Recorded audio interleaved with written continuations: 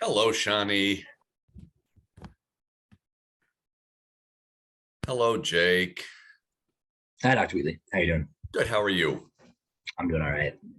Good.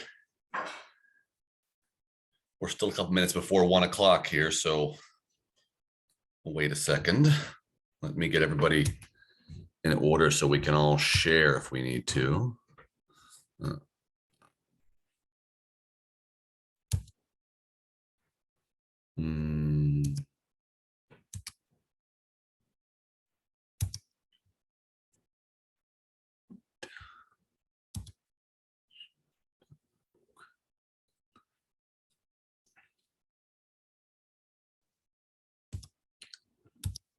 Hello, Ellie. Hiya.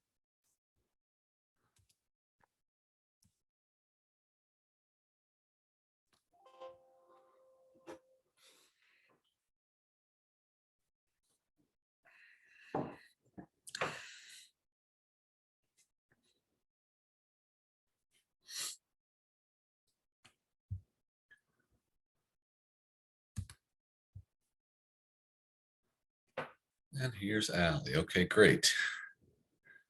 Hello, Allie. Hello. All right. Well, thanks everybody for coming here today. This is our last little thing we have to get done. And then I will put grades in and that'll be it for the class at least. Before we get started, I wanted to mention one thing that's pertinent to probably only about half of you. So Jake and Ellie, I know you guys are moving on to other places. That's correct, right? Okay. So Shani and Allie, you two will still be here. What we were able to do last fall for students that were still here after or in the fall semester was we had a early college honors student colloquium.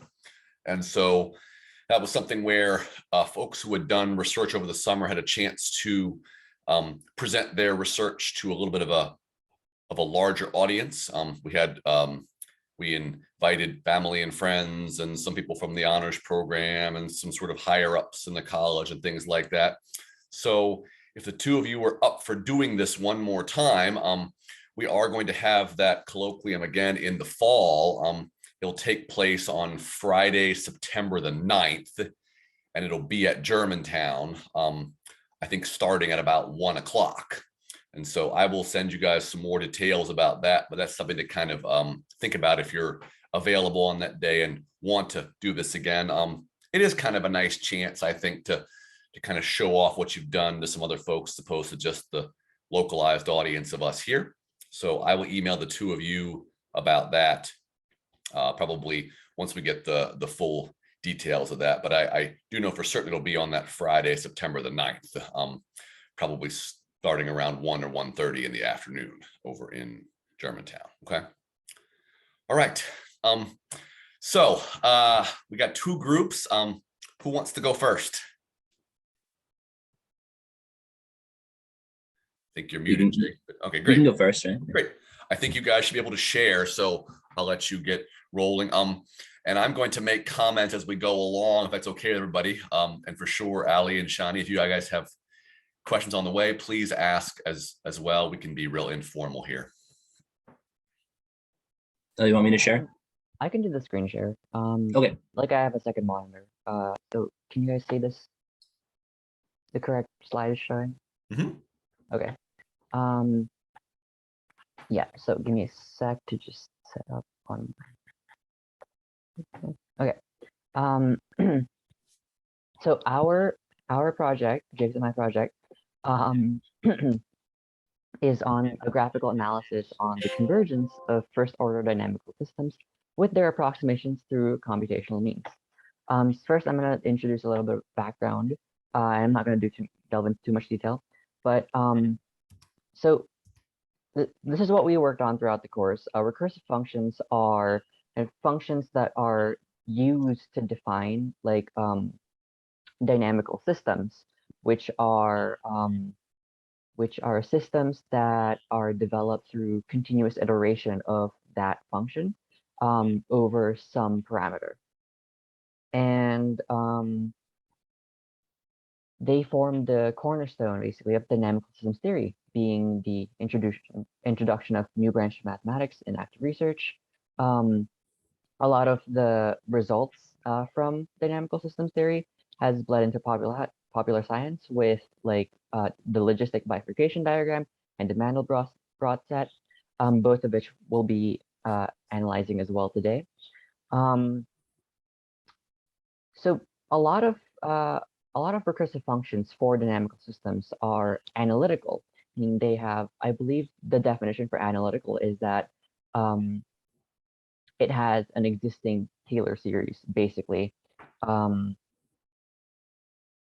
And a lot of these analytical functions are impossible to be defined exactly in a computer, especially with the absence of an ability to maintain a series of computations, formulations to be purely symbolic. Like you can't exactly define the sine function, for example, in a computer because it doesn't have because the sine function isn't exactly represented by like the 4 fundamental arithmetic operations that constitute what like a computer can do.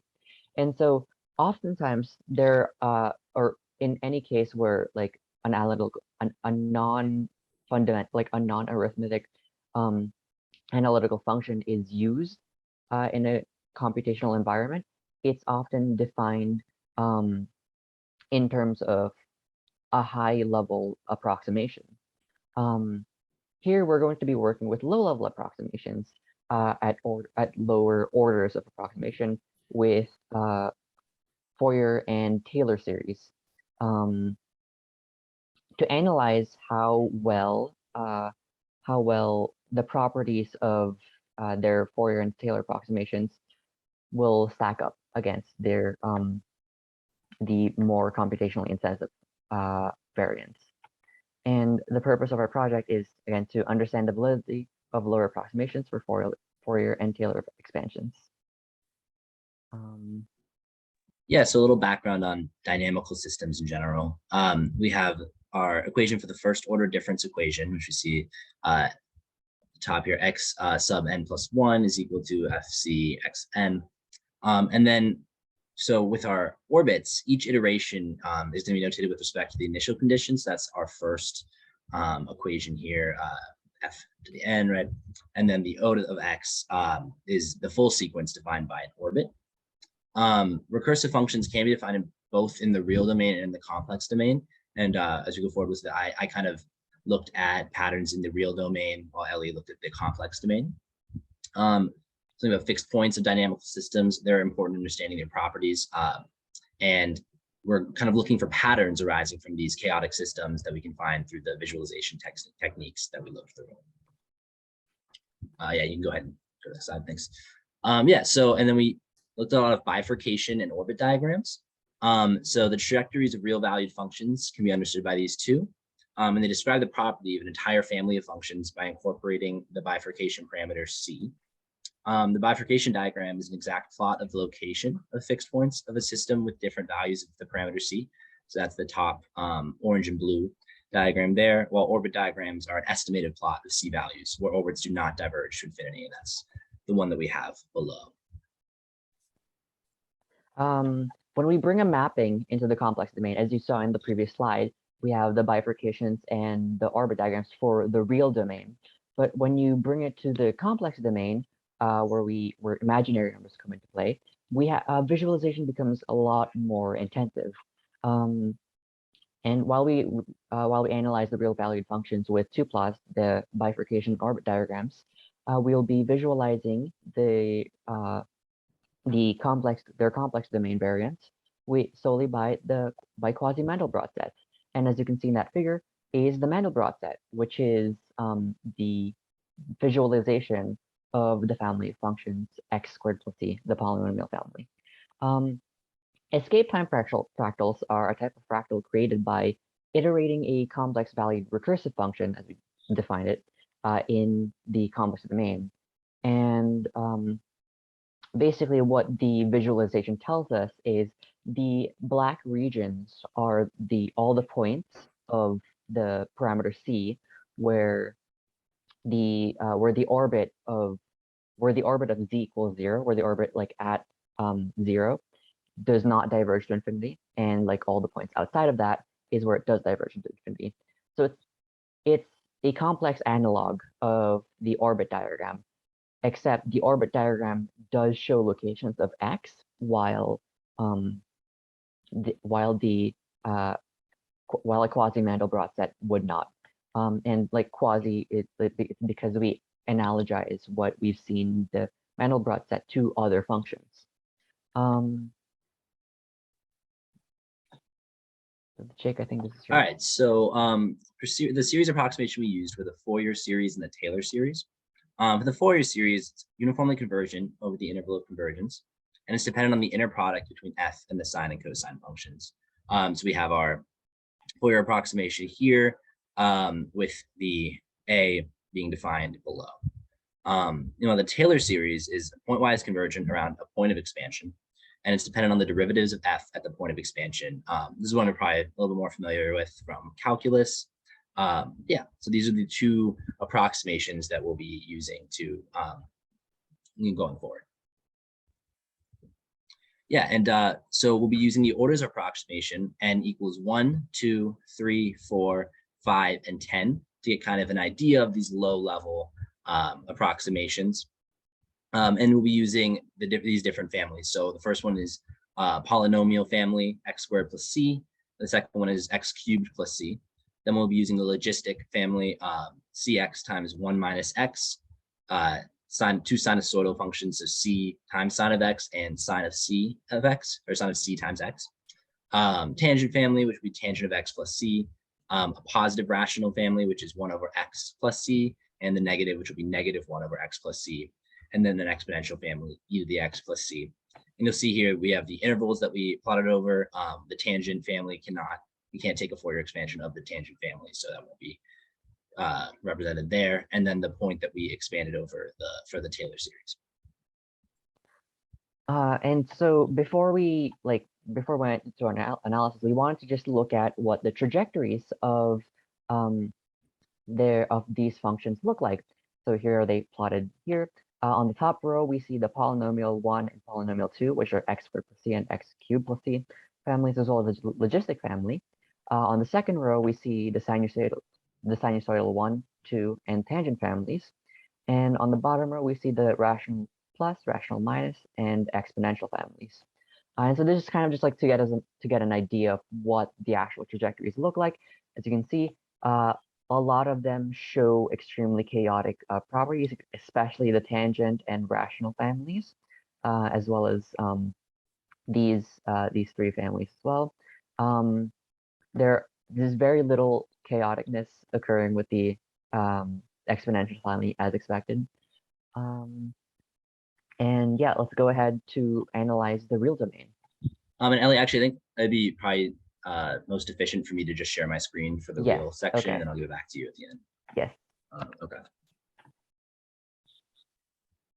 All right. Can everyone see the presentation? Yes. We switched. Great. So the first function we're looking at is x squared plus c. And here we'll see a familiar bifurcation diagram and orbit diagram that we worked with in class. So the first thing I'm going to do is I took the first and second order Fourier approximation. And so on the same interval, -2 to 2, -2 is less than c to 2, we can see already that there is a lot of kind of changes in the behavior. We have a lot more kind of repelling points showing up, whereas before we didn't really have that. And then over here, I kind of zoomed out. I won't be doing this for every single family, but I thought it was worth noting that as we zoom out and kind of look at wider ranges of C values, the behavior does look very similar. It can be kind of misleading because it looks like it's not exact, but it does look more like each other. Whereas when we zoom back in, we see that it actually is quite different. Can I pause you here for 1 second, Jake? I'm sorry. Can we write that? So let me make sure I'm clear what we're looking at here. So the first row of diagrams is the first order Fourier, right? And the second row is second order? Yeah, exactly. So Okay. first order, negative 10 to 10, negative 100 to 100, and then second order. Yeah. Okay. Thank you for pointing that out. Okay. Yeah. Thank you. And we see that like over here, we kind of have the same attracting trail, but it gets kind of clouded over by a lot of repelling fixed points. And in the second order, it actually kind of comes back like it was in the original function. So it's a lot of weird behavior. And we'll see that that kind of trend sort of continues. Here we have the third on the top left, the fourth on the top right, fifth bottom left, and 10th on the bottom right. And they do kind of stabilize to a more similar nature. Like the behavior is a little bit more similar, but we can see there are still differences. And so we do have a lot of kind of chaotic behavior, despite it getting a little bit more similar. Okay. And then we have our phase diagrams. This is exactly like 1, 2, 3, 4, 5, and 10. And even though they look very different, they're actually all plotted on the same interval, which let me have it kind of hidden here. So let me see. Yeah, on the same interval. I have it in the notes, but I actually can't see them right now, so I won't worry about that right now. But we can see the very different behavior. We do have some similar kind of like thick lines coming through. We have like this this sort of line here that seems to permeate all of the phase diagrams, but for the most part, they're pretty different, right? We have these big spaces in certain parts of the second and the 10th order, but not the third and the fifth. And then the fourth one has just very strange behavior kind of throughout. So yeah, we see that the approximations do greatly impact what we see graphically. And so hold on a second. Yeah. So I mean, what we are looking at there is, I mean, so for the 10th, for example, when you're talking about essentially only having points on a single 2 cycle in there, right? That's what I mean, because I mean it looks a little bit cut off at the bottom there, but I mean that's the other part of that top curve, right? So essentially you have a symmetric version of that curve running down below on the bottom of that 10th order. So you've got 1 2 cycle that's bouncing between points that are diametrically opposite there, and that's it. Right, and then we kind of re-enter the chaos. Yeah, that is crazy. I mean, that is a big band. Yeah, I mean, yeah, that is wild. Yeah, and we'll see a lot of stuff like that as we go forward and look at the other families. There is just a lot of kind of, I mean, it's not random, it's deterministic, but it does seem to be, you know, just looking at it, it's very chaotic. So next we have our second polynomial, x cubed plus c. This one didn't demonstrate as much interesting behavior, so we won't spend a ton of time on it. We will look quickly because when you take the bifurcation, we do just have this kind of chaos, right? It's just all repelling points. Right. Just you can see if you look closer, they are actually all different. None of them are the same. But you know, it's really just kind of a mess. And again, if we zoom out, though, we do see very similar trends, just because you know, it can really kind of, depending on what you take, the patterns can look very similar despite being very different. Yeah, and then we have some interesting behavior here because we do have these like kind of thick bands in the center. And if you look at the first over here, the third, the fourth, and the 10th, they all are oriented similarly. But then the second and the fifth do something completely different, where they kind of, their orientation is shifted across the y-axis. And they also, especially with the fifth order, it has a bunch of extra bands that you can kind of see in the third order as well, but they're not really the same. So yeah, it was pretty hard to notice any real patterns within this family, other than it just kind of gets pretty chaotic. And again, these are plotted on -2 less than c to 2. So a pretty small snapshot of it, but yeah, there was one of the groups last year spent some time on the cubic model too, and they found something similar, that there just wasn't much to say about it that was very useful. Yeah, it's not a very nicely behaved family, even in the sense of chaotic behavior. Yeah, and I mean, the shapes do. Oops, I'm looking at the wrong thing. They do somewhat resemble this, you know, trajectory we have here, but with so much more going on. yeah, and so some of them do have these kind of two single points, or it's hard to see if they're single or double, but this one might be a double. This one looks more like a single, rotating orbit, and that comes back in other places. Particularly, it doesn't come back in the third, but it does in the fourth, fifth, and 10th, but in different locations and with different thicknesses. So There's always two bands though, huh? When there's bands, there's always two of them. it does seem to be that way. You never just see Yeah. one. Yeah, that's interesting. Yeah. Yeah, so that's the second polynomial family. And here we have, this is gonna be a Taylor approximation for the second family, and we have our bifurcation diagram. So it's just the first order. So the first, second, and third order Taylor approximations, because after that they just become the same. But we do have for these approximations a more kind of expected behavior. They look a little bit more regular. And then for the third one, we do actually, sorry, for the second, for the third order, we do get the same behavior that we got for the original function in the cubic itself. So that's not too surprising. Yeah. Not surprising, but Right. We do see a very different, although familiar, phase diagram for the second order.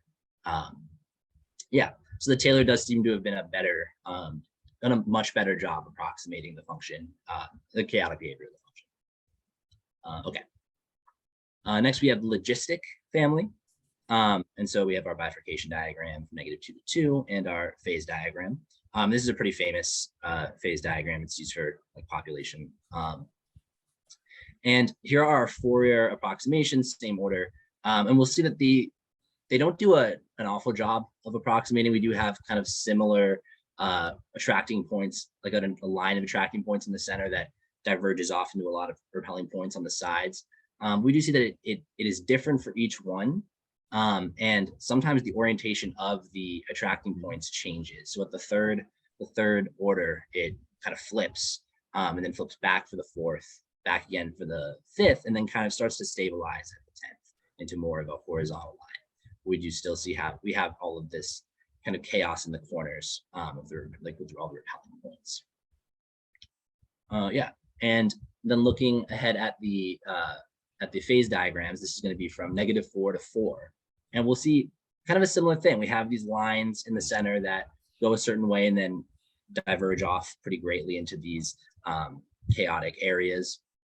And then in the 10th one, it does start to kind of flatten out and the chaos kind of gets pushed backwards into, to the right into this little strand here where the rest of them had these more full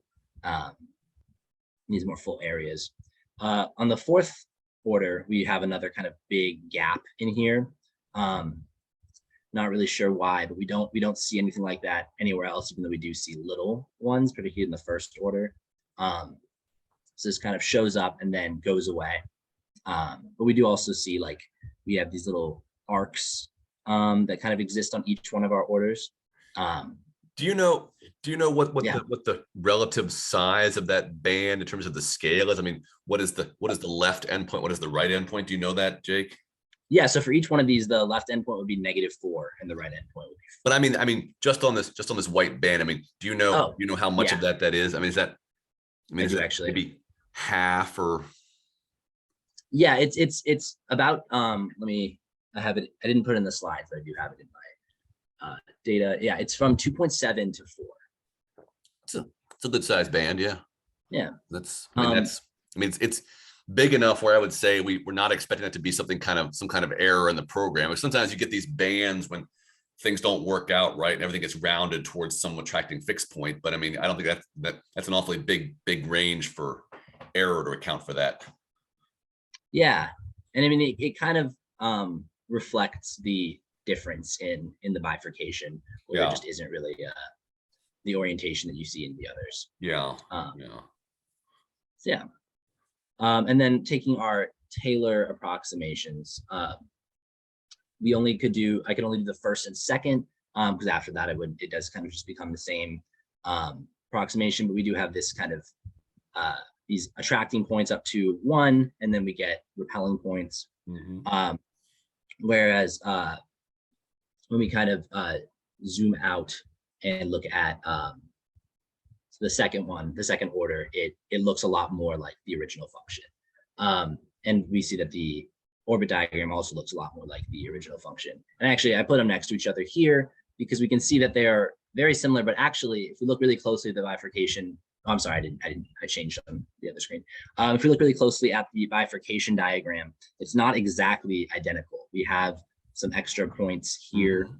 We have some extra points here, but other than that, it does look almost, it's almost identical. So it does a very good job of kind of approximating this chaos to the second order of the logistic family. Okay. Next, we have the sinusoidal, so C times sine of x. And here I plotted from -2 to 2 and from -10 to 10, just so we could see what the behavior on a kind of bigger level looks like. But we'll be comparing the -2 to 2 because it's got more specific, interesting behavior. And then, yeah, we have our phase diagram down here, which looks very similar. So from the first order, excuse me, yeah, so first order, this would be, I believe, Taylor. I didn't actually notate that 1 second. Yeah, this would be the Taylor series because it doesn't actually have a Fourier series because the Fourier series of C sine x is just C sine x. Right. Thank you. Yeah, so the first order we have kind of very different behavior from the original function, but then subsequent orders start to do a better job.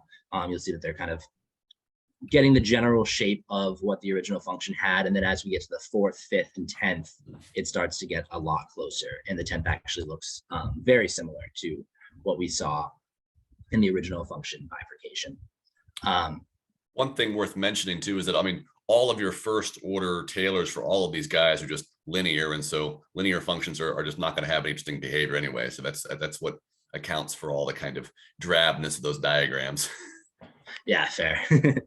But yeah, so as we look back here, the 10th, this is the original function. The 10th order does do a very good job of approximating it, where the others didn't really. Yeah, and then we have our phase diagrams, and this is kind of interesting because they, if you remember the original phase diagram, it's got this kind of like triangular behavior where it's going out in a increasing way, and we see that it's kind of getting an idea of that. It's like it knows there's something to the left and something to the right, but it's missing a lot of points. And it seems to get a little bit better as the order increases, so that the 10th order, though still not really like similar to the original function, starts to get it, and is similar in like the single and the double orbit area, and then the chaos just kind of diverges.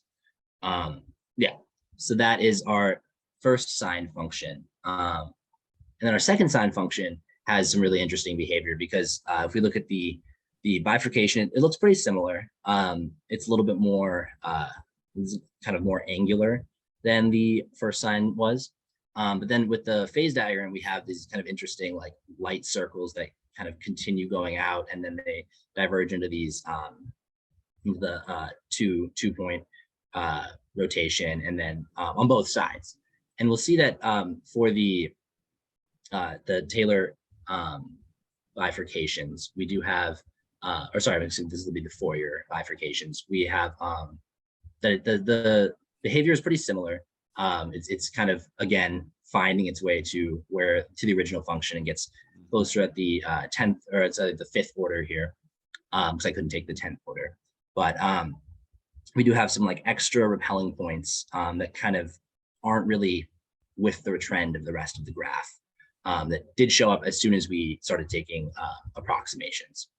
And then what's really interesting is the phase diagrams, because if you recall the phase diagram before, we have this kind of like oval shape that does start to come back even at the first order, and gets a little bit more defined for each one as they start to kind of get more of that chaotic behavior at the ends of each of those ovals, until it's still, again, not quite what we saw in the original function, but is a much better approximation. Look at how anti-symmetric the third order is too. I mean, that's amazing.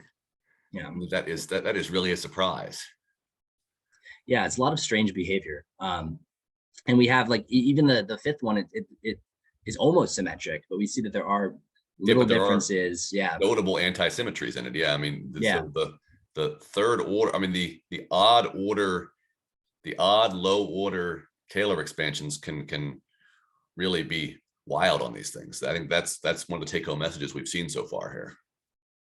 Yeah, and these are actually Fourier. So these are the Fourier expansions, and this will be the Taylor.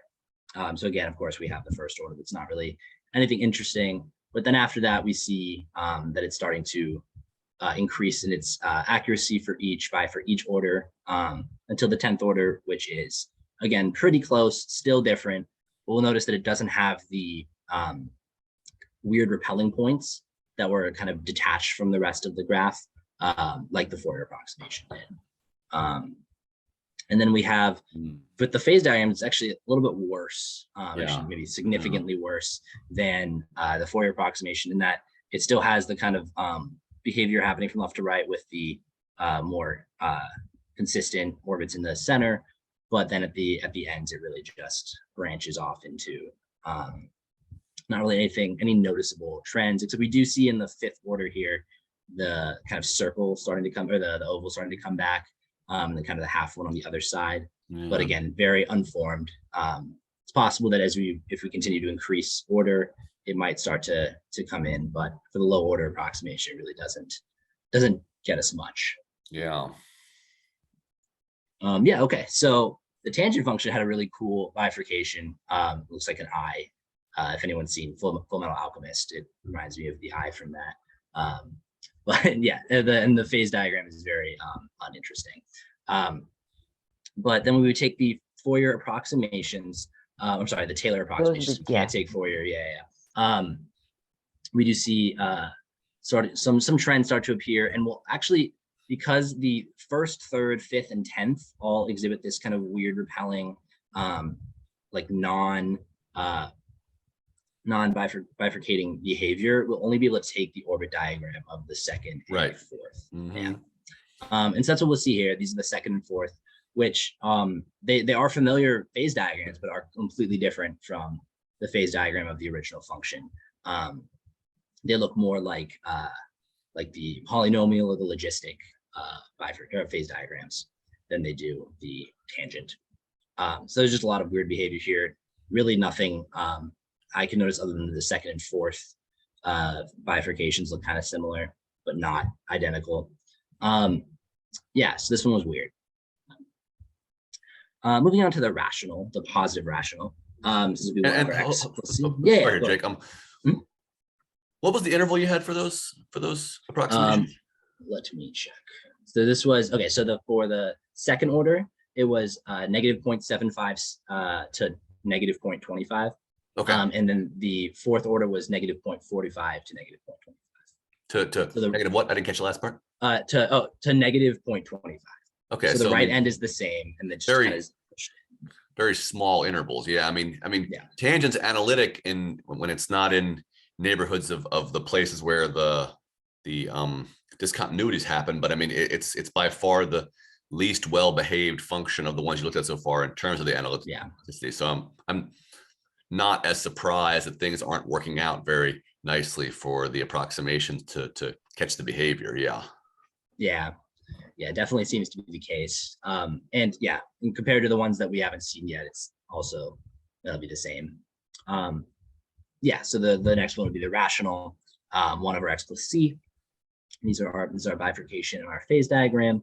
And for the Fourier approximations, the first one kind of just has its own thing going on, but it is kind of similar to the original function, but not all that similar. And then we see that the shape kind of is somewhat preserved, but a lot more repelling points show up, and it just continues to get more chaotic and messy as we take further order approximations. So not really a lot to see here for these bifurcation diagrams, but then the phase diagrams are kind of cool just in general.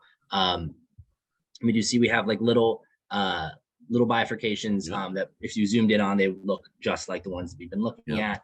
But then just divergent to chaotic behavior and break off at a point and then come back again. And we'll see as we take further order approximations, the space in between gets a little bit more filled.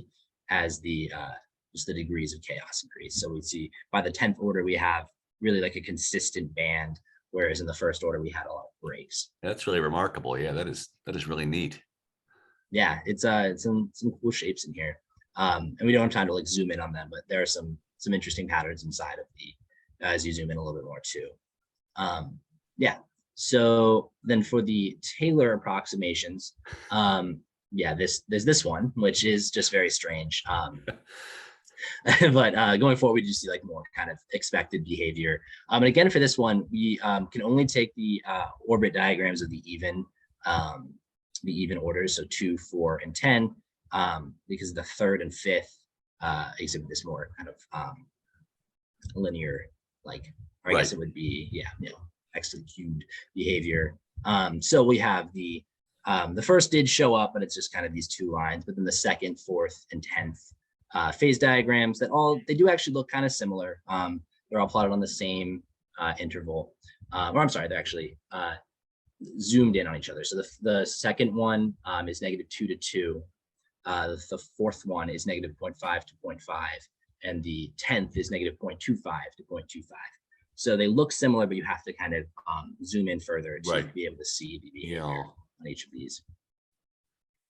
That's interesting, though. Yeah, the sort of exaggeration of that shape. That's an interesting thing to. I mean, it sort of mimics the way the polynomials themselves work. So yeah, you see like the chaos kind of shows up a lot earlier, even though it doesn't look like it's that much earlier. We just see that the 2-point cycle is shorter, and then the chaos shows up, and it's already on a smaller interval. Your interval is so squeezed there. Yeah, absolutely. Yeah. Cool. And then so the negative version of this, -1/x, has pretty different behavior. You see it there's a bifurcation from -2 to 2 and from -10 to 10, just so we can see that there's a kind of a trend on the -2 to 2, and then when it gets to -10 to 10, it kind of becomes these just more linear attracting points. And this is just the phase diagram, which just looks like the bifurcation. But then when we look at the Fourier approximations from -2 to 2, it's again kind of just a messy one. Like we do see some patterns appear. We see kind of these orbits, but it's really, it very quickly gets chaotic. We can see kind of these little shapes appearing inside that continue to show up in the next order, and they probably are there as well. And in the greater orders, but they're so obscured, by all the repelling points. So not a lot of interesting stuff in here. And then if we zoom out, this is just to kind of show that it does look more similar as we take bigger C values, and we do see kind of those same shapes show up. But yeah, and then if we look at the 10th order, we have these like bands of repelling points that that do appear to be very different from what we had earlier. It's a mess, though. It is definitely a mess. Yeah. And then our phase diagrams look similar to the ones we had before. They are different, and we can see that like the location of these regions, I suppose, are different than they were in the positive rational family, and especially this second order, we have these kind of little 2-point cycles showing up in between these bands of chaos. That again, kind of the space between diminishes until it's basically gone, and it's kind of just a single band of chaos with a thicker area in the middle and the lighter area on the sides. So that's our rational family, and this is our Taylor approximation, which we can see is kind of similar. It's kind of like oriented in a different way. It's a lot less messy, but again, we have these kind of like on the 3rd and 5th the 3rd and 5th orders of Taylor approximation really can't get any orbits there, whereas the 2nd, 4th, and 10th we can. So we'll see that the 2nd here, the 4th here, and the 10th here all look pretty similar. They're a little bit squeezed, and so again, this is a situation where each one is a little bit more zoomed in than the last. It's not quite to the extent of the last one. So the 2nd order is from 2 to 4.5. The 4th order is from 2.5 to 3.5. And the 10th is from 2.5 to 2.75. So this is a very small. Yeah, yeah. Then I included the first order just because it was weird. It's the only time I've ever seen the program do this. But yeah, we got this for some reason. It doesn't look anything like any of the other. That's probably graphs. some sort of rounding thing, I would guess, is why that. I would, yeah. I mean, I simply can't imagine that's occurring sort of naturally, but yeah. Yeah, it's kind of It a is cool. Yeah. kind of an outtake, Yeah, yeah, right. Yeah. But I just thought it was cool looking. So yeah. So these are our rational. And then finally we have the exponential family. And as you can see, the phase diagram is very uninteresting, but the bifurcation, I'm sorry, the orbit diagram, but the bifurcation is pretty standard. We just have our attracting points at the bottom and our repelling points at the top. But then as we take the Fourier approximations, and here I can only get to the fifth order. But basically we have just a tremendous amount of chaos immediately. A lot of all these repelling points, and we do have like little patterns emerging in the kind of general orientation of the bifurcations, but it's kind of messy. There's not really a lot other than there's that like general shape. There's not a lot to really notice here. We do see like little kind of shapes like that in each of the bifurcations. But even in the fourth one, it kind of changes a little bit. It kind of drops from where it was, and even kind of shifts to the right.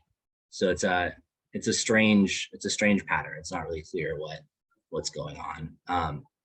Yeah, we can see like little band kind of crossing the origin in the second and the fourth. So there's some similarity there. And then looking at our phase diagrams, we actually it looks kind of, it has a similar trend as the rational family that we looked at before, where it's these kind of pockets of chaos with little spaces in between, and like one cycle up here that just kind of explodes out into all of these different bands. We have some weird stuff here because in the second order, there's all this space in between, despite there being like the kind of consistent chaotic band going up. And we do see that in all of them, but the spaces kind of change, and they kind of grow. Actually, by the fifth order, we have like all this space in here and just the little connector down here. So yeah, it's kind of a weird family. And then if we look at the Taylor approximation, it does a much better job. We can see there really is. Yeah. Again, the third and fifth we can't take orbit diagrams of, but the second, fourth, and 10th, they look almost identical. There are little differences you can see, like right here and right here. But then by the 10th, it really is, it's exactly the same. And we can see that out here with our phase diagrams.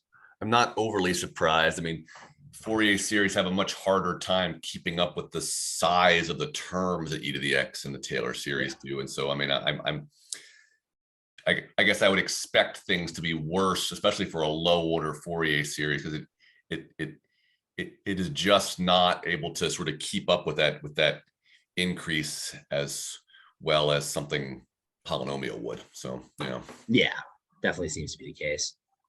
Yeah, so that's the real plane. So I'll pass it over to Ellie now for the complex. Hold on, I think you're muted, Ellie. Got to unmute yourself. Yes, thank you. So now we get to our complex results, and we get our quasi-Mandelbrot set, first of all, with our 9 different function families. So on the top left, we can see our very familiar Mandelbrot set. And all of these diagrams were made with an escape radius of 5. So it would be 5 this way, and 5 this way, 5 this way, and 5 this way. You guys can see my pointer, right? Mm-hmm. So just to kind of like refamiliarize ourselves with what a quasi-Mandelbrot set does, is it's the complex domain analog of the orbit diagrams that Jake showed earlier. Except the entire plane is the bifurcation parameter C, because both the input parameter, both our like initial condition and our bifurcation parameter C, they're both complex numbers. So this is the real axis of C, and then this is the imaginary axis of C. And it's really interesting to look at the different behaviors that happen along the imaginary axis. The actual orbit diagrams themselves would be just little slivers, like exactly on the real line here. And instead of like showing the locations of attracting fixed points and like areas of kind of oscillation at long term, the bifurcate like this, the quasi-Mandelbrot sets just show like, you know, a true false, whether it does remain bounded or it diverges to infinity, because otherwise it would be a fourth dimensional or a three-dimensional graph, which we can't really visualize as well. It's interesting to note, just as an aside, that the Mandelbrot set has a fun mapping to the logistic diagram. And you can see that if you did graph this three-dimensionally, the I believe you would describe it as the real line of the Julia sets along C is real, along the C is real line. That is the orbit diagram of orbit diagram of the logistic diagram, or of the logistic mapping. Some notes to understand is we have here on the bottom left the rational plus, and we have there in the middle is rational minus. It's really clear that their quasi-Mandelbrot sets are just rotations of each other along 90 degrees. So whatever happens in the real line, whatever happens in like the real domain of rational plus happens in the corresponding reflection across, I guess, like y equals x for the rational minus. It's really interesting because rational plus has a much cleaner like cobweb plot when you look at it in the real domain, as we saw earlier, but like this will be the opposite in the real rational minus. The exponential family also has an interesting behavior at in the complex domain. If you think about like e to the x plus c in just like the real domain, it's pretty basic. There's not very many things going on with it, as we saw earlier with Jake's diagrams. But as you move off into complex values of C, you do get very interesting orbits, which obviously it's kind of difficult to plot by themselves, but like I think you get the gist from the quasi-Mandelbrot sets. Yeah, so let's look at our different families. Polynomial 1 is here. This is the Mandelbrot set. If you look at the Fourier, this is the first order. This is first order Fourier expansion, second order, third, fourth, fifth, and 10th, and the corresponding Taylor approximations. This doesn't have Taylor approximations because this is the first order Taylor approximation, and all of the rest are just z squared plus c. It's interesting to note that the closest we get is the second order Fourier approximation when we look at complex values of c.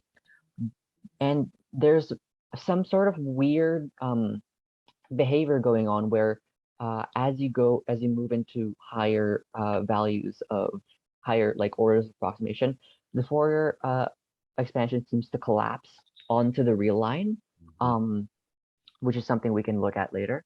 There's not really too much going on here, but it's clear that some of the behavior of this is retained with the spike towards the left. And for z cubed plus c, it's difficult to analyze because there's just not a lot going on. It's very flat, but as you can see, these the darker spots here in the middle, the dark spots around like the black points, they show divergence, but only after really, really large iterations. Yeah. And again, you can see kind of this behavior where where it diverges faster at higher order approximations when you get to like, you know, when you get to higher orders, when you get to complex values of C, which it kind of makes sense with what this looks like. It kind of flattens out with when you look at the real line, because it makes sense that it flattens out that when you look at the real line, when you take into account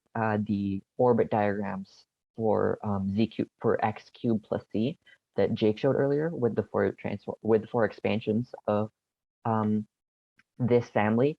But it's interesting to note that that happens while we remove that behavior from complex values. Like, it literally looks like it's being squeezed onto the real line. And for the Taylor approximation, there's not much going on here. It behaves like a kind of miniature version of the Mandelbrot set. Which makes sense because this is a second order approximation. And we would expect to see for this and this similar for these mappings, similar behaviors at z to the fourth, z to the fifth, z to the sixth, because spikes here, there's an interesting behavior of the superior Mandelbrot sets where at like z squared, for example, there is one spike protruding to the left. At z cubed, there are going to be two spikes. At z to the fourth, there are going to be three, and then so on. So we would expect that for z to the fourth, these behaviors of the Taylor approximation would be basically just like warped versions of this. Sorry, I need to just charge my laptop really quickly. Oh, sure. Would be kind of just miniature warped versions of the previous would be just one lower power than the actual function, if that makes sense. And then let's look at the logistic map. These first three families are again polynomial, so whatever behaviors each of them would demonstrate, it's like they're likely to be similar to one another. With the Fourier expansion, the second order expansion is the closest in behavior to the actual logistic map. And like, again, we can see that at least for this for z squared, but not z cubed,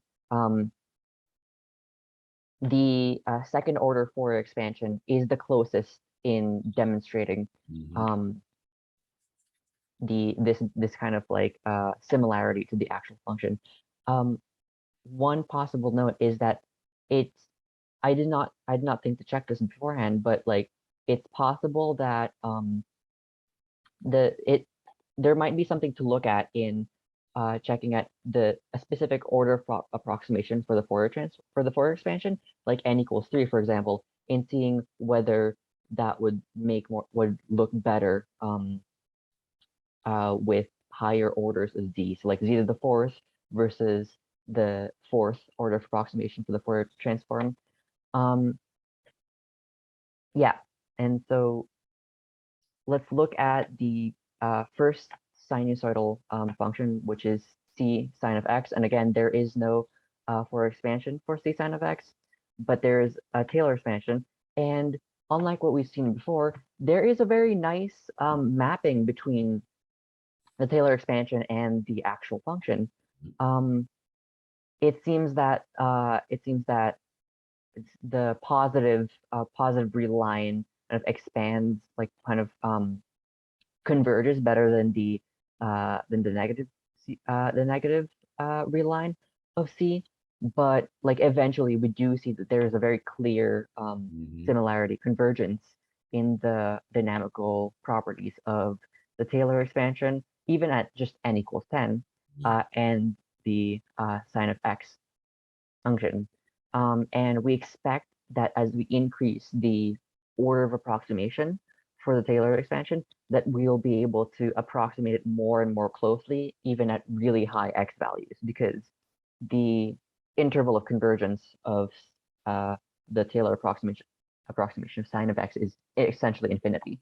The entire domain of sine of x. And so now let's look at the other sinusoidal family, which is sine of cx. it's interesting to note that the first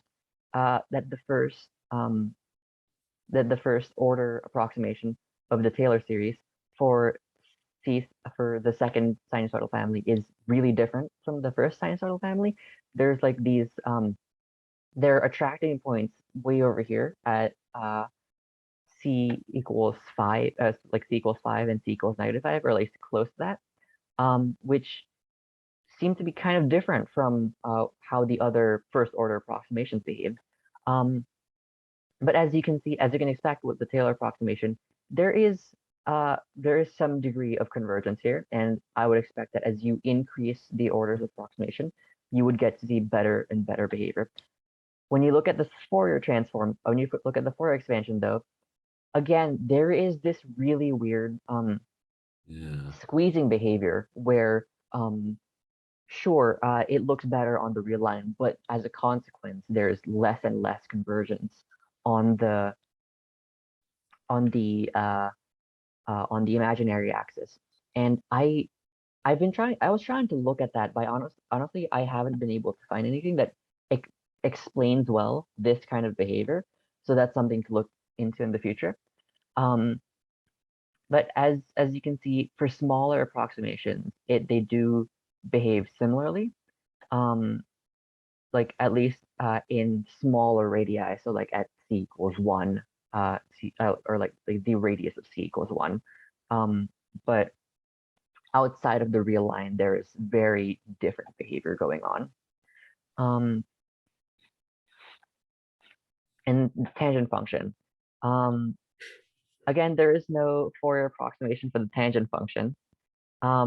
It's really interesting how poorly behaved the tangent function is.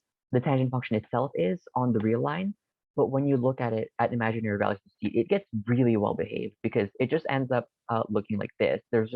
It just remains bounded the entire way. Whereas for on the real line of c, there are interesting spots where the tangent function diverges to infinity, like over here. You can't see any of that in the Taylor approximation because the Taylor approximation is bounded by just one curve of the tangent function. So we'll see it later with the cowboy plot, but you can only see one curve of it. And so in the interest of time, I'll just like go faster here. Rational plus, again, you can't. There's nothing really interesting is going on. Again, squeezing behavior.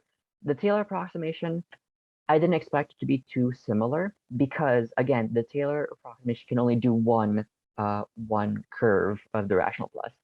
And then rational minus, similar behavior. It's interesting to note that even though the rational plus and rational minus are kind of 90-degree analogs of each other, you can't really see any of that in the mapping between them. It's just interesting that it kind of makes sense that the Taylor approximation is kind of like a flipped version of the other one's approximation. Exponential, again, squeezing behavior, nothing too interesting is happening here. With the Taylor approximation, again, there's that interesting convergence that happens here because the interval of convergence for the Taylor approximation of e to the x is, again, infinity. And so let's do a little bit of discussion. Quasi-Mandelbrot sets have function-specific behaviors, but either collapse or converge at higher orders of approximation. It's interesting that we can see collapsing behavior in all 9 sets of Fourier approximations. That does not seem to be related to computational error at all, but instead is related to kind of the nature of the Fourier approximation. Taylor approximations have a much better convergence than the Fourier expansions, and it seems that pointwise convergence approximation methods through our analysis of Fourier versus Taylor fare better than uniformly convergent for dynamical systems specifically because of the boundedness of many iterated functions, like of many dynamical systems. It's also interesting to note that when you look at the real domain, all of the Taylor approximations tend to bifurcate like the polynomial family, which is expected because they are polynomials. Here is just some Verholt, like the cowboy plots for each of them. So to kind of like show you better what you're looking at, these is the Fourier function and Taylor approximations of this family, Right. and this corresponds to this family, and this corresponds to this family. As we mentioned as Jake mentioned earlier, these are 10th order approximations, by the way. As Jake mentioned earlier, the Fourier expansion of x squared plus c is pretty similar to the actual function, but there is a lot more chaotic behavior going on if you look at higher values, if you look past our small boundedness. And as you can expect, the Fourier transform is kind of bad at approximating polynomial functions and other non-periodic functions, which does give rise to kind of like the poor behavior it experiences. And again, you can see that with at the local level, the Taylor series is super convergent on very specific functions that obey Taylor's theorem. And so our conclusion is that effective use of analytical approximation techniques is very limited. They work very well for most operations, but for dynamical systems, they're not very effective at approximating trajectories, especially at very high like iterations because of compounding errors. And forcing very high orders of approximation for C expansion, if you want to see convergent behavior, kind of undermines the whole point of having an approximation in the first place. But yes, recommendations for future work, possible further analysis with different types of continuous approximation to better get a sense of whether at the very least, to get a better sense of whether continuous versus, or rather, to get a better sense of whether like pointwise, uniform, or other versions of convergence methods work better. Some signal processing techniques to get a continuous approximation from a discrete sequence of values and seeing whether that mapping works out when you extrapolate it.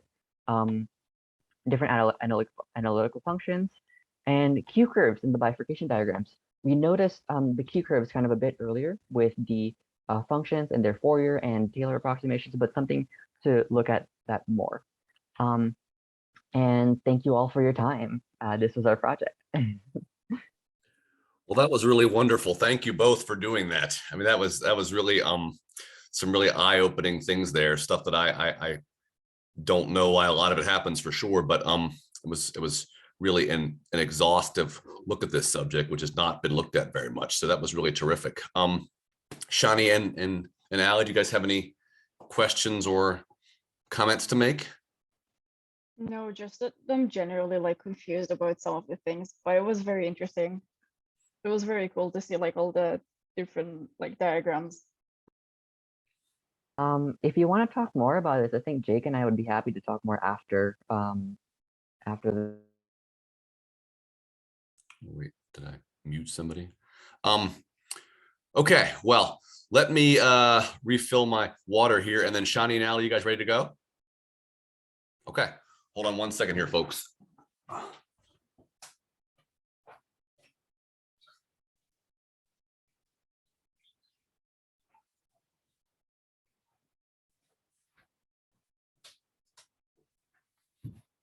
Oh, by the way, I should mention this earlier, but I forgot. I did put this meeting on to record. Is that okay with you, Jake and Ellie? Is that all right if I record this? And I'd like to maybe share this with some folks who won't get a chance to see your presentation because you won't be here to give it at the colloquium. But I think it's really a very, very nice presentation. I think people would be interested in seeing it. If you had mentioned that we were recording before, I would have practiced more, rehearsed more. But yeah, no, I'm happy with that. It was very good. Yeah, I mean, it was excellent. I mean, you guys were very well prepared, and the subject was very well researched. So I was extremely pleased with this. I mean, it's fantastic, and I'm sad that you won't get a chance to give this in person to some of the other folks, because there are a lot of folks I think would really enjoy seeing this. So the best we can do at least is be able to share this recording with others. Yeah. Dr. Ridley, Allie keeps getting kicked out. So could you send Allie like another link? Maybe that will help. Send her, I mean, so like the same link, but just send it again. Okay. Sure. Yeah, absolutely. Hold on a second here, because I see that she's She's presently on my screen twice. Yeah, she's not here. She's kicked out. So I got two alleys, but no real alley. Okay. Yeah. Hold on a second here. Link again. We could also try to. I could also try to just end this meeting and start it again. Let me see if I can get her the link first. Hold on a second. Okay. Let me figure out where everything is in this email. Okay. And she's on through her computer, not her phone, right? Yeah. Okay. So let me just copy this and let's try this again.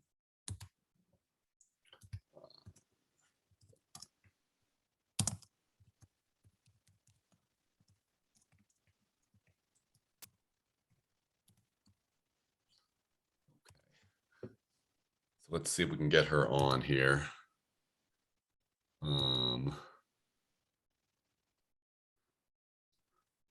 I wonder if I can. I don't want to do that. If this doesn't do anything in a couple minutes here, are you talking to her through the phone right now, Shani? Yeah, she's texting me. Okay. We'll give her a minute, and if I don't see any change in any of these statuses, I'll just kick us all. Oh wait, now we have a third alley. Okay, Allie, are you there? Triple alley. Here, I'm here. Okay, now we have three versions of you here. So as long as one of them, okay, there we go. Okay, great. Wonderful. All right. If anything happens again, let me know. We can try to send the link again or do something else. All right. Okay, I am ready when the two of you are.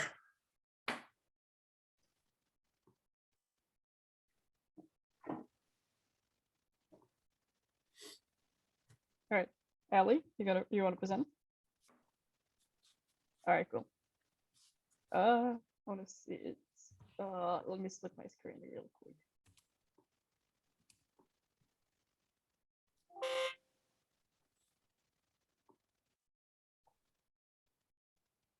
All right, awesome. So we basically did our research on fractals, as you can imagine. And we're gonna start with basically defining the fractal. Ali, if you can switch slide. Yeah, thank you. So in 1975, after Benoit B. Mandelbrot, which is the guy you see in the little picture right there, after he wrote several papers relating self-similarity to the fractal dimension in nature, Mandelbrot coined the term fractal. Until then, there were some different definitions of that. So he basically said, all right, let's define it as that. And his definition, his very simplified definition, is that the fractal dimension has to be greater than the topological dimension. A little background, the word fractal was coined by him as it was derived from the Latin word fractus, which means fractured. Yeah, so to be considered a fractal, a figure needs to have a fractal dimension that exceeds its topological dimension. But what is a topological dimension or a fractal dimension? So let's explore self-similarity first, because they're both related. As you can see here, this is the Sierpinski triangle, named after the Polish mathematician Wacław-Sierpinski. And it's a great example of self-similarity.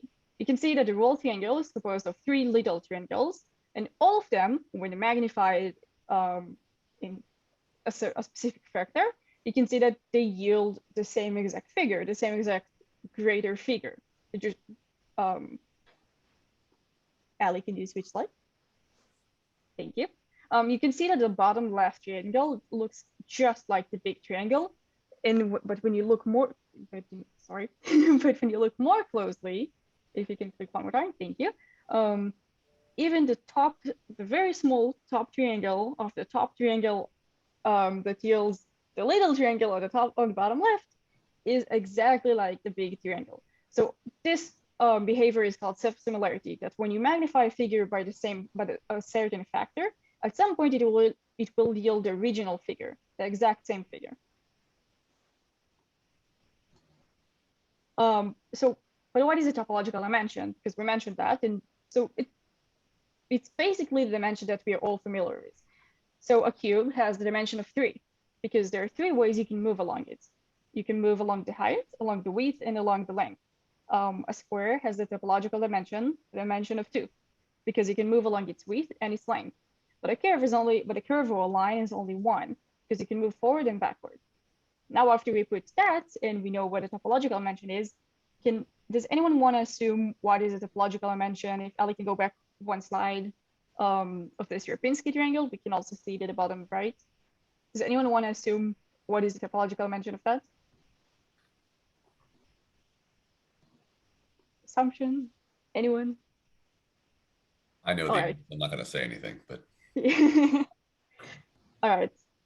Then we move on, but we will go back to that later.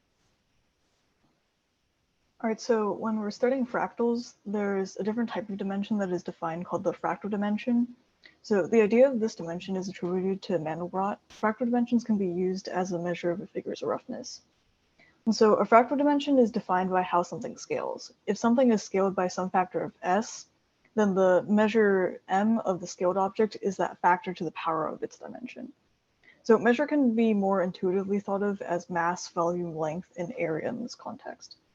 Using this relationship between m, s, and d, we get an equation that solves for an object's dimension. So the dimension equals the log of the measure over the log of the scaling factor.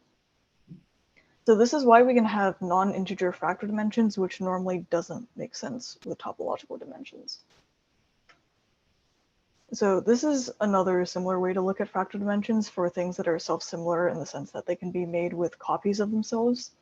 So with shapes that matches this definition of self-similar, the number of pieces of smaller copies of itself needed to make the shape, so like the previous definition, is defined by the scaling factor to the power of its dimension.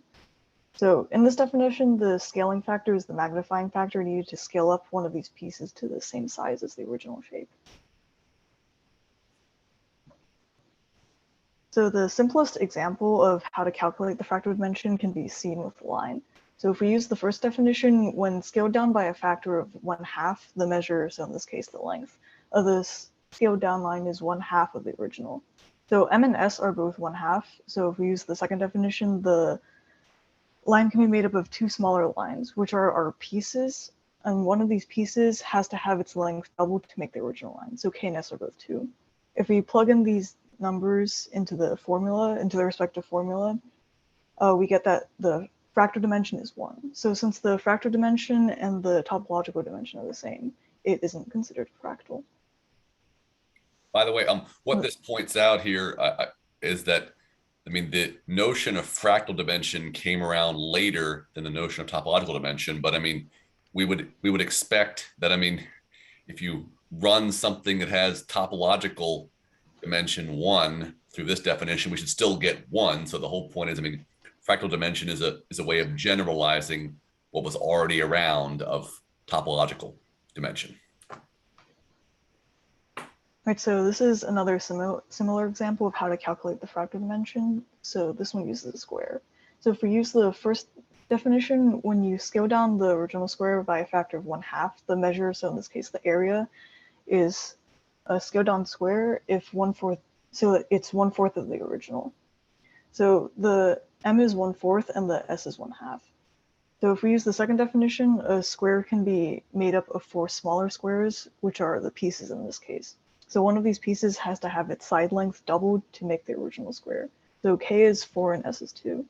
Plugging these numbers into the formula gives you 2. So like the line, the fractal and the topological dimension are the same. So this also isn't a fractal. One other thing to mention, can we go back one second, Ali?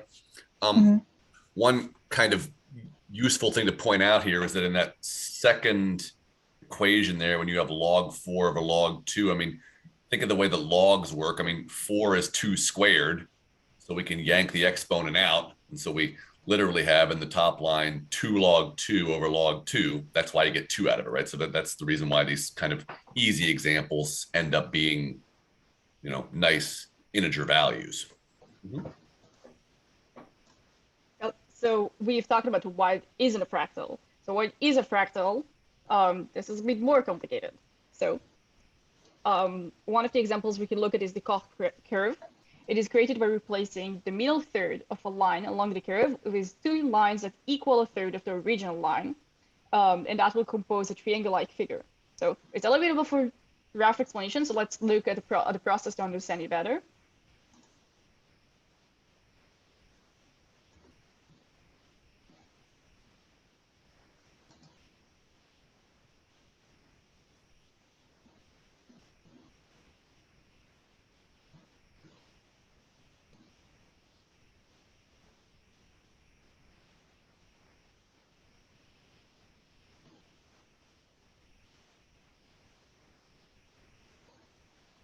So this figure is also called the Koch snowflake because you can compose it on a triangle as well and not just on the line. But we're going to look at it.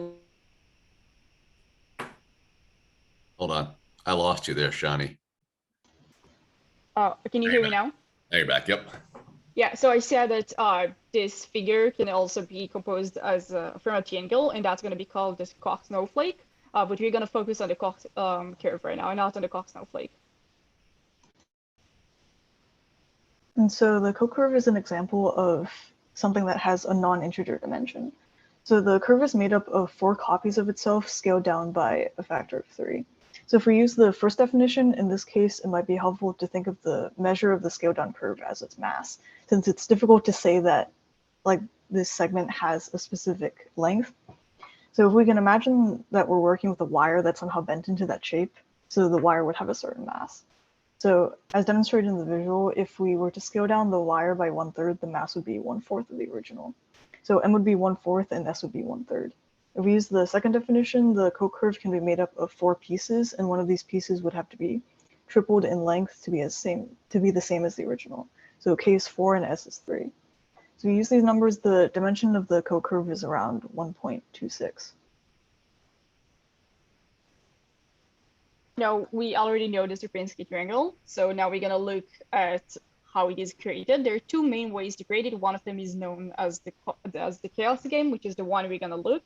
So let's look at that.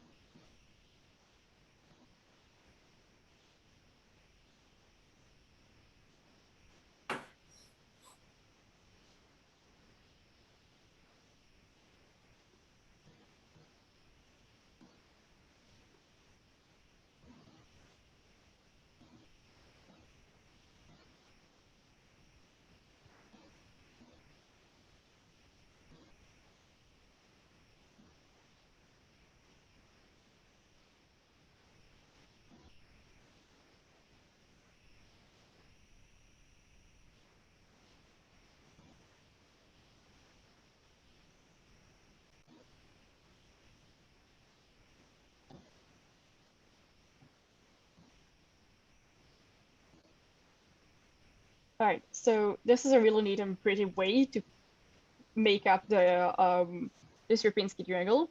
And we can say that it's a fractal. So now if you wanted to answer the question about its topological dimension, and which is a really reasonable response, because there's so many ways one can look at it. You can go one direction, but you can also say that you can go 2 directions. So it's a topological dimension of 1 or 2.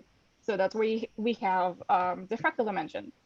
So we can plug into the formula. We can plug in 3 for the number of pieces, as there are 3 congruent triangles, 3 base triangles, and 2 for the magnification factor. Sorry, as each side of the smaller triangle is half of the original half of the side of the original triangle.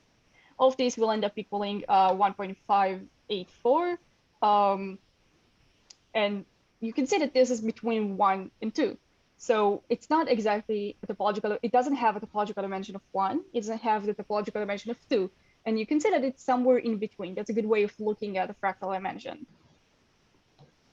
It is also really important to note that this triangle is dynamic, it is iterative, and every point in one triangle is based on a previous one. Each point is halfway between the previous point and a chosen random vertex. Note that the vertex have to be chosen at random. If they choose in a certain order, like ABC, ABC, this triangle will not work and it will not be created. Actually, one other point to note here, if you take the same chaos game process, but you don't allow the vertices to be chosen at random. But like, let's say, for example, you say that you give them the chance of happening, like going to vertex A happens a sixth of the time, and vertex B happens a third of the time, and vertex C happens a half the time. You'll still get the Sierpinski triangle, actually, but it'll take you long, like as you go through various iterative stages of it, it'll look like there's more filled in parts of it earlier on, in the parts with the higher weights. You know what I mean? So like, I mean, you get something where the vertex that's got a half weight will fill in that Sierpinski shape a lot faster than the vertex with a sixth weight. But the same thing will still happen. So you will get the same shape. It just won't occur as quickly in the finite iterations. Yeah, thank you, Dr. Ridley. All right, so we are all familiar with the Cantor set. So at this point, do not waste your time. We just mentioned that the Cantor set will show a chaotic behavior when it is iterated when C is less than -2. The topological dimension of the Cantor set is not 1, as it disconnected. One cannot go for the first third of it, for the first, sorry.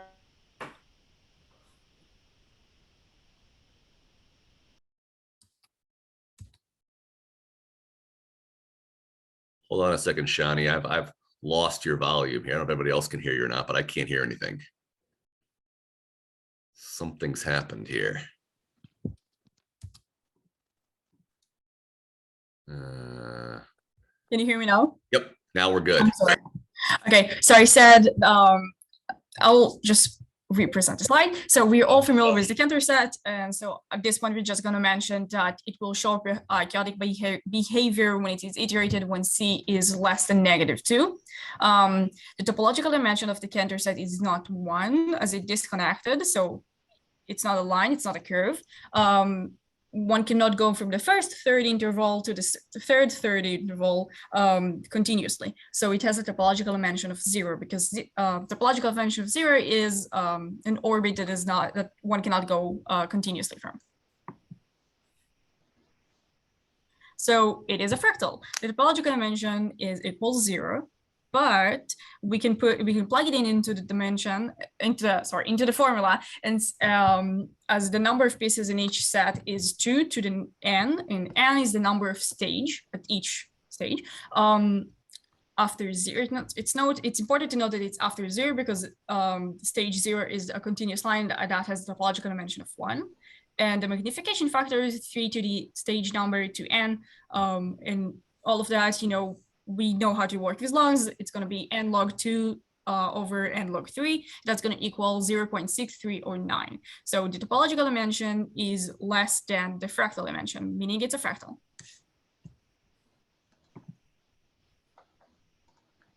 All right, so the Mandelbrot set is created by iterating the function f of z equals z squared plus c, where z is a complex number and then c is some constant complex number. So the image on the left is an image of the plotted points of C in the complex plane when Z is initially 0. So each value of C is assigned a color for how it affects the behavior of the iterated function. Points that are black indicate values of C where the orbits stay bounded, or in other words, where the values of the different iterations don't become infinitely farther from the starting point. Certain regions of black correspond to certain types of bounded behavior. So for example, the main largest cardioid region in the image shows values of C where there's an attracting fixed point, which means that the iterations eventually become a single number. The smaller circular region to its left is where there's an attracting 2 cycle. So the values of the iteration eventually cycle between 2 values. The points that are blue are unbounded, and then the orange points are the points where the behavior of the orbit is unknown or uncertain. So the animation on the right shows what it would look like to zoom into the edge of the image on the left. So as you can see, there's a lot of self-similarity. For example, the repeated patterns of the cardioid shapes and the various types of swirls.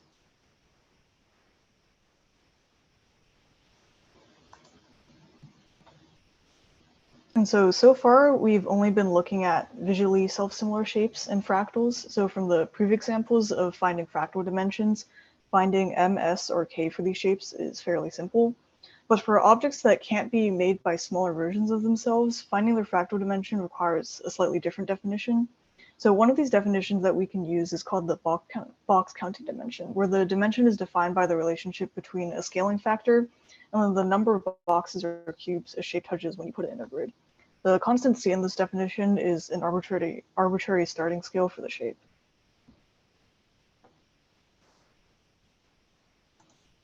So this is a really rough example of the process using a triangle. So the second and third triangle from the left are scaled up from the leftmost triangle by 3 and 6 respectively.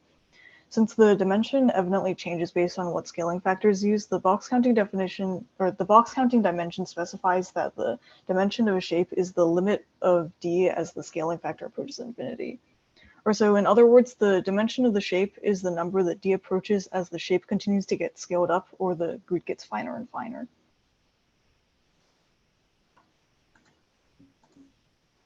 So using the box counting definition, the definition of self-similarity can be expanded to include shapes that don't necessarily look self-similar. So these shapes are shapes that have a mostly constant dimension as the scaling factor changes. So this can be visualized through graphing, as the values used in the box counting dimension lend themselves to be graphed. So the definition can be written in the form of the equation of a line where the dimension is the slope. So if the points of log s and log n are plotted for various values of s, it's easy to see a roughly linear trend, which indicates self-similarity. So the graph shown here shows plotted values for the coastline of Britain if we use this method, so which appears to have a mostly constant dimension of around 1.2. What was this again? I'm sorry, Allie. What was this? What was this? The graph of the values of what now? The plotted points of the dimension for the coastline of Britain, and then for different scaling factors. The Coastline of Britain. Which is, maybe I'm missing something here. This is this graph shows this is attributed to the coastline of Britain. Oh, coastline of Britain. I'm sorry. Yeah, it's okay. So the overall Cosine. the overall fractal dimension is going to equal 1.21. Right. Okay. Thank you.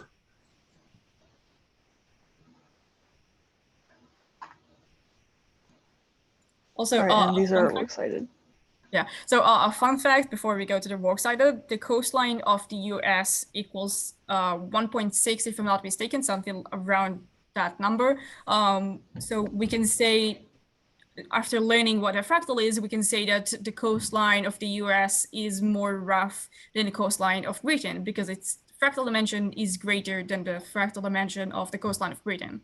Have they calculated? I mean, has it been calculated to be about the same as on the east and the west coast, or is that one coastline versus the other? Do you know? One coastline versus the other. Which one has got 1.6? Is it the east coast or the west coast? Oh no, I meant they combine them together and okay, so they kind of average them out. That's interesting. Okay, that's interesting. Huh. Yes. Great. Okay. Continue, please. That's it. All right. Excellent. Thank you, ladies. This was very, very good. I enjoyed this very much. Jake and Ellie, comments or questions?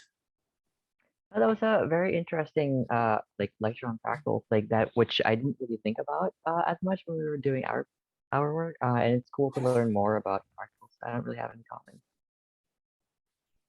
Thank you, ladies. Yeah, Jake, go ahead, please. I was gonna agree. I really liked the visuals you used. They were really kind of cool to look at and just interesting in general. Thanks. I guess if I was slightly surprised by one thing, maybe just because of a low approximation, the slides you had, Allie, with the triangles when you're talking about how the Boscan dimension worked. I mean, I guess I was surprised that the dimension went down to 1.67 because I mean that's clearly a 2D object, so it should be approaching 2, right? And so I guess I was surprised that things dropped, but I mean, it's possible it's also just a low level approximation there, so it may just rebound back. Yeah, the grid is really, really big, so I would assume that the approximations aren't that close. Yeah, so even on 6, you still had a pretty coarse grid there, I think. Yeah. Okay. Well, that was great, ladies. Thank you. And again, I'm hoping to get the two of you to give that one more time on that September the 9th. So I will again send you details about that. That would be wonderful. Anybody have any final comments or thoughts about anything before we break for the last time, which is a little sad, I think. No, thank you for this class. I find it really interesting and fun. Yeah, I think everybody did a really terrific job. I was really proud of all of you. You guys learned some stuff and you put together some really excellent presentations here. And so these were terrific for sure. Obviously, everybody gets an A, so nobody should worry about their grade. I'll put those in formally, but shouldn't be any concern about that. We've all done excellent work. And Ellie, Jake, to both of you, best wishes as you go on with your journeys elsewhere. It's been a pleasure having you. And Shani and Allie, hopefully I will see you guys at least at the end of or in early September for this colloquium one more time. So, but I will wish you the best of luck as you start the new semester here as well. All right. But thanks you. everybody. And Thanks, Dr. Wheatley. enjoy the last few days of summer here, and hopefully we'll all have a good semester coming up here too. Okay. Thank you, Dr. Whitley. All right, Thank you, thanks, Jake folks. and Alan. Yeah, See thank everybody you. later. Bye. Bye.